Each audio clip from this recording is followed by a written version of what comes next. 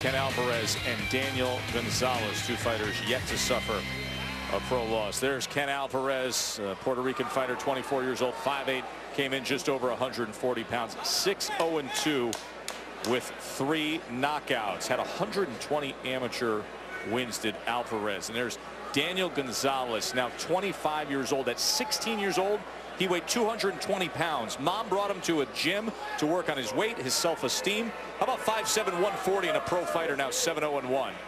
Shadow Murdaugh is our referee. They're scheduled for 6. Good shot. This right here, this is a good shot. Be my commands at all times. Protect yourselves at all times. When I call for a break, you need a clean break. Touch glove, let's go to work. Touch him on. Beautiful.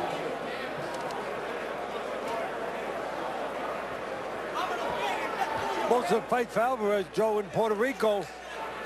All the fights for Gonzalez right here in New York. Alvarez, smaller man, Joe, been as low as 135. Last 3 fights between 137 and 138, while Gonzalez has fought between 145 and 146 pounds 4 times. Alvarez been involved in 3 very close fights already, 2 draws and a split decision win. For me, it means he's been matched tight in competitive fights, or he's short on power and cannot really separate himself in those kind of fights.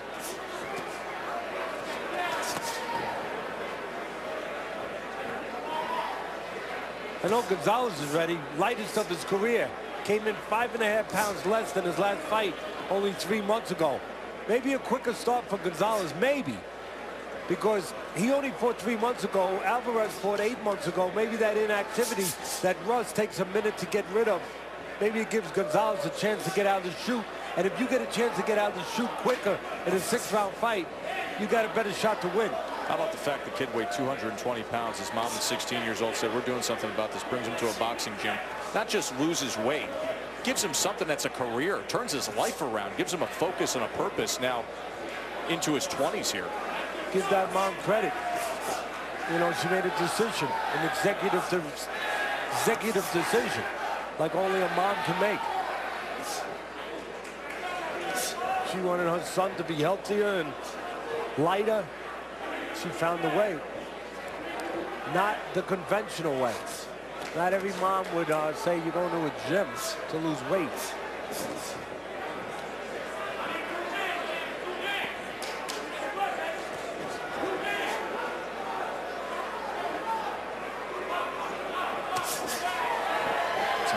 Left hook from Gonzalez as Alvarez tried to fire off that right uppercut and return there. Here he comes with it again and then gets Gonzalez into the corner. I noticed that Alvarez drops that right hand. He likes that right uppercut. He drops that right hand to throw. It leaves himself open for the left hook from Gonzalez. Gonzalez threw that left hook a couple of times right there in that last exchange.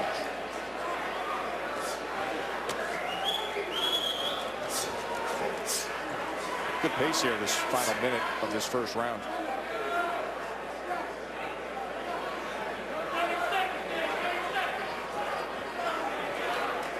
See, that's what you want to do. Alvarez controlled range real well there. He stepped out. He got Gonzalez to bite, to reach a little bit. He got him to reach again a little bit, but he's not countering. You make him miss, you got to make him pay, Joe, in this business. Because if you don't, you let him get away with it, they get braver.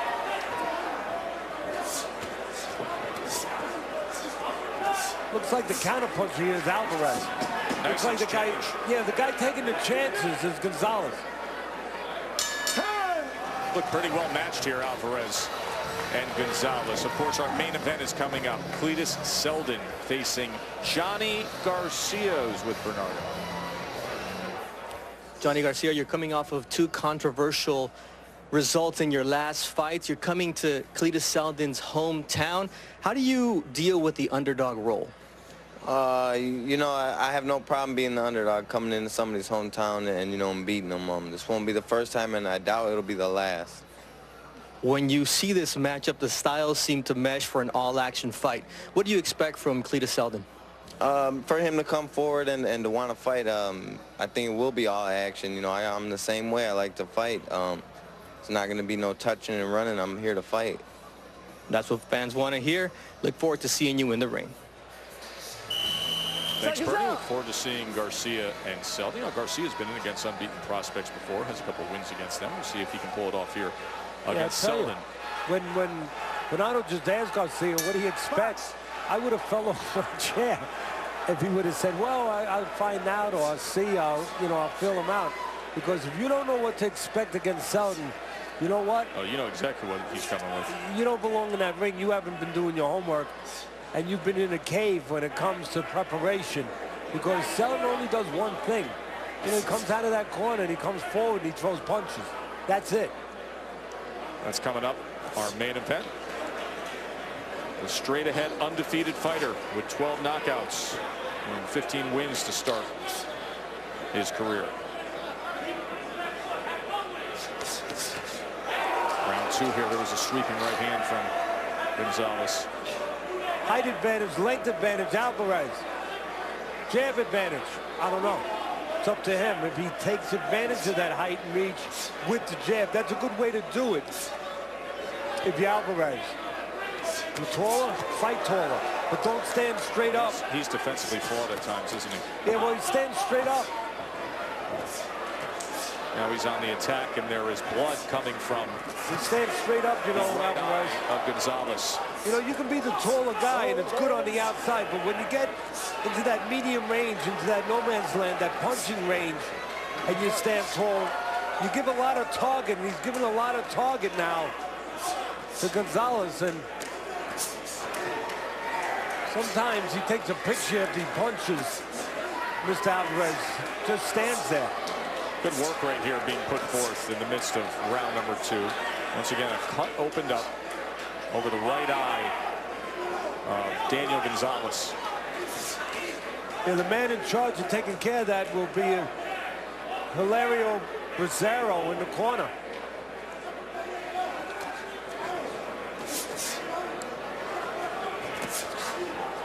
And again, you're taller, you're Alvarez, you want to use that height on the outside.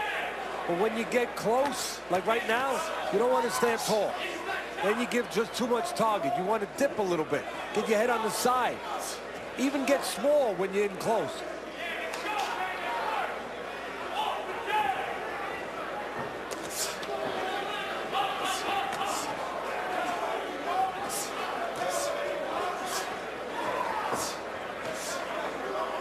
There's that right uppercut a minute ago that missed by Alvarez. I think it's, you know, I understand why you're looking for it, Joe, against a shorter guy coming at you. You want to catch him underneath as he comes forward with a punch you might not see. But the way Alvarez throws it sometimes, dangerous punch, exposes himself for the left hook. I'll tell you, that cut has worsened as this round has gone on. Yeah, but I also tell you, it's not, you know, I've been talking about Alvarez drops the right hand. There it is for that uppercut. Didn't pay a price, but you can see what I'm talking about there. He drops that right hand. See that? I say that quite often. You shouldn't give up defense for offense. And right there, Alvarez gave up defense for offense. He didn't pay a price for it, but it doesn't mean that he won't pay a price before the night's over or somewhere down the road. That has to be corrected in the gym.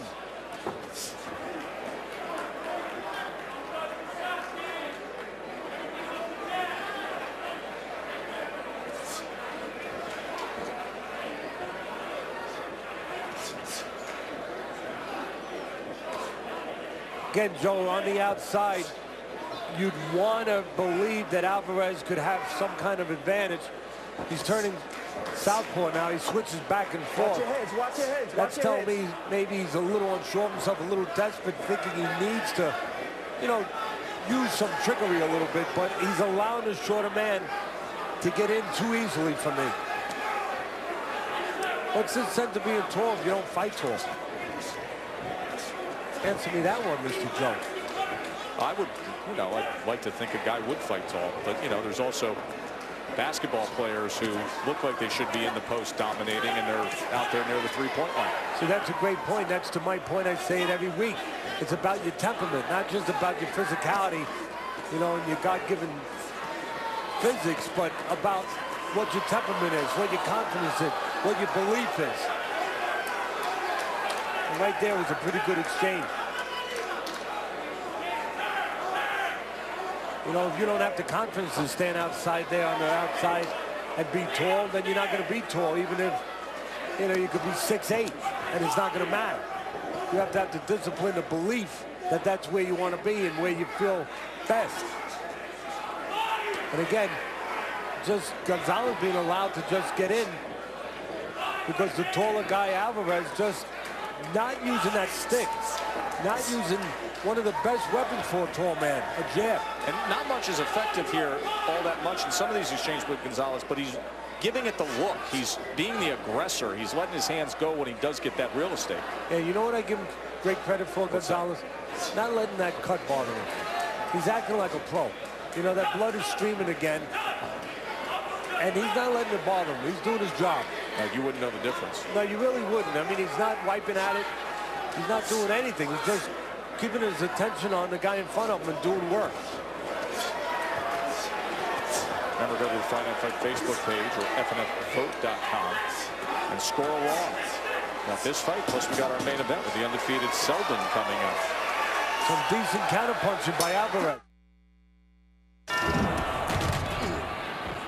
I talk about a lot of times you should not expose yourself while you're throwing a punch. A lot of fighters are not taught properly. And when they throw the punch, they leave themselves wide open, like an uppercut. Watch here. He drops his hand, bang. Leave yourself wide open for that left hook. The right way, dip a little bit. And when you throw it, bang, no opening. That's the right way. Doesn't hurt as much. It's incredible how useful some of those pieces are in just simply explaining what our viewers hear year after year, fight after fight, and often isn't executed or applied when you see it inside the ring. Hey, listen, there's some good trainers out there. There's some teachers. There's some that, you know, aren't. I mean, there's some better ones. There's some lesser ones. I mean, it's that way in all sports, in all ways of life, in all walks of life. You know, some guys understand all the details of their job. In this business, there's a lot of trainers that don't. There's some that do. There wasn't much on that right hand from Gonzalez that was available for him.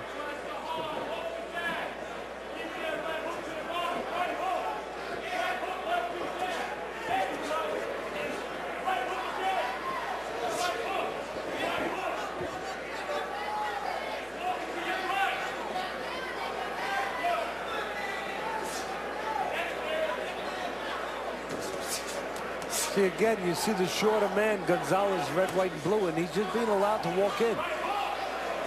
No jab, you know, deterring him. You know, there's no roadblock for him to go through. Joe, you heard early on that Doug mentioned about the passing of Oscar Diaz. Very saddened by that, Teddy. Yeah. Very affected by that. Yeah, we all are. Oscar Diaz passed away yesterday. I want to send, as Joe said, our prayers and condolences to his family from all of us at ESPN. He was a fighter to his core, which was never more evident than the past 7 years as he fought every day to live. He was also just a great person with a great smile, someone with that great heart. Really never dies to me, Joe, and they just, and then it goes the knockdown. Let's pick up that conversation a little later, because I do want to talk about that for a bit with the passing of Oscar Diaz. And again, there's the taller man paying a price for letting the shorter man just go where he wants to go. As Gonzalez scores the knockdown here in round 4. How does Alvarez look to you on his feet, Teddy? You know, he looks a little unsteady. Those are long legs to get steady, and when they're long, they wobble a little more. And they're wobbling a little bit more. Alvarez's, those long, thin pieces of spaghetti that they look like right now. Denver came in without a loss with those 2 draws that you said could be a sign of the inability to separate himself. 6-0-2 the mark on Alvarez heading into this fight tonight. And again, almost in the way of a right hand again. Just too easy for Gonzalez. Again, the shorter man that has to walk in, he walks right in. He doesn't have to get past anything. But gameness from Alvarez. Give him credit. Fighting right to the end. Yeah, same place, over here. I don't know if Alvarez has a real poor chin, but watch this left hook. It's a slap. It's a push from Gonzalez. I mean, that didn't look like a punch. Take a look again. Watch, it's a slap. I talk about it, not turning it over. Did not turn it over. Then he just pushed. I think it was more matter. You know, I'm confused by this. It's more matter, obviously, watching those pictures. And there it is again, of Alvarez being off balance. But he was wobbly. He was affected. He did stop throwing punches. His legs did show distress. So you wonder about, you know, is Alvarez's chin really that poor? Or was he just off balance and, you know, just kind of upset him, to be honest with you, getting put on the floor, and it shook him up, and he behaved that way. Teddy, we may have a moment here to re-engage in the conversation on the passing of Oscar Diaz, and obviously I broadcast the fight that Diaz was, which I did too, with you, and with you, and that moment for me personally is quite scarring. I can only imagine for Delvin Rodriguez what these 24 hours are like, and what for many years have been like. But yeah, thoughts out not there. to get too deep into it, because I really can't go there personally, having experienced what we experienced, being that close to don't do that.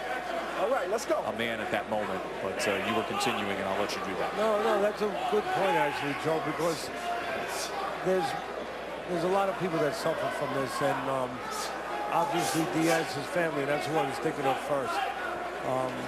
But also Delvin Rodriguez, and our thoughts are with him. A great kid, and what he's thinking about. But it's this business, and it's the nature of this business. Sometimes it can be part of it, just like it can be in other sports like football. But at the end of the day, what I was finishing saying was that, you know, for 7 years, Delvin hung in there. I mean, you talk about being a fighter. What's a greater testament to that? And I just think that a person with that kind of great heart never really dies. For me, they just rest for a while, but they're always not far away. Rest well, Oscar. You know, Delvin Rodriguez is in the midst of doing this broadcast of this fight on our ESPN Deportes, and he actually spoke about being so sad, and he said he wishes he could turn back the clock, and says he wished he could turn back that clock and never have taken that fight.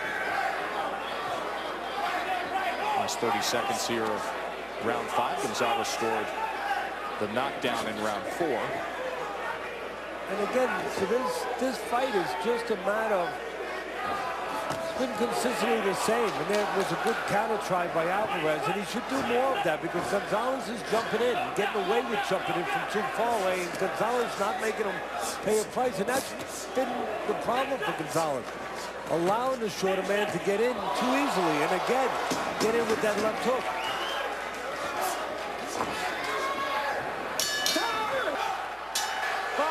Joe and Teddy back with you ringside here at the Paramount Theater, as we have come to the 6th and final round between Gonzalez and Alvarez. Let's look at Teddy's scorecard as it stands right now heading into this final round.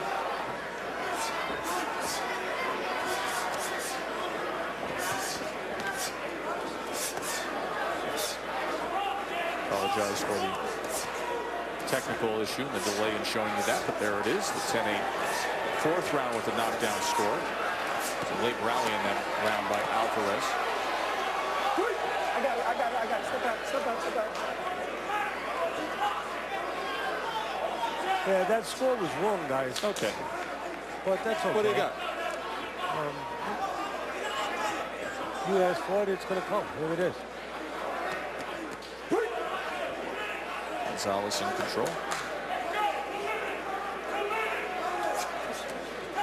I knew we could get it right.